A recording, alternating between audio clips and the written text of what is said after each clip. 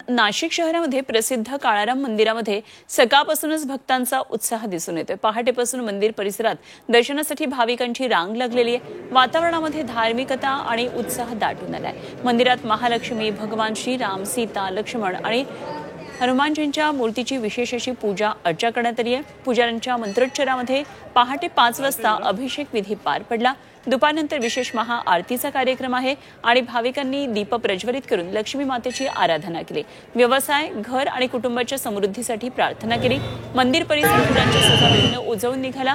जय श्रीरामच्या घोषणांनी वातावरण भक्तिमय झालं। संध्याकाळी दीपोत्सवाच्या पार्श्वभूमीवर मंदिरात 10,000हून अधिक दिव्यांनी प्रकाशोत्सव साजरा होणार आहे।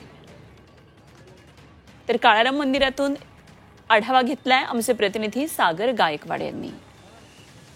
लक्ष्मीपूजनाच्या दिवशी नाशिकच्या ऐतिहासिक महत्त्व असलेल्या काळाराम मंदिरामध्ये आता भाविकांची गर्दी मोठ्या प्रमाणात पाहायला मिळते आहे।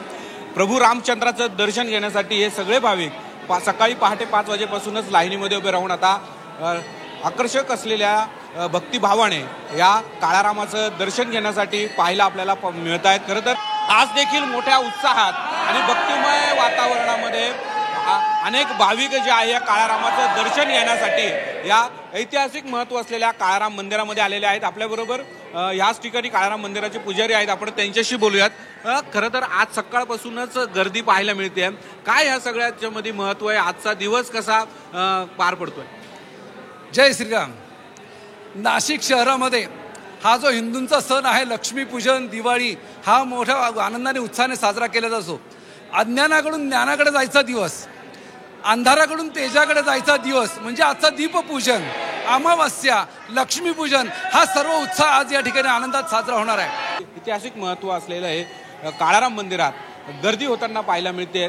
जय श्रीरामाच्या घोषणा ज्या आहेत त्या देखील या मंदिरात पाहताना आपल्याला पाहायला मिळत आहेत। यामुळे आता सकाळपासूनच या मंदिरात सायंकाळपासून पर्यंत अशीच गर्दी असणार असल्याचं या मंदिरांकडूनच्या अधिकारी आणि त्याबरोबर पुजाऱ्यांकडून सांगण्यात आलं। कॅमेरा पर्सन सोनू भिडेसह सागर गायकवाड, जी 24 तास, नाशिक।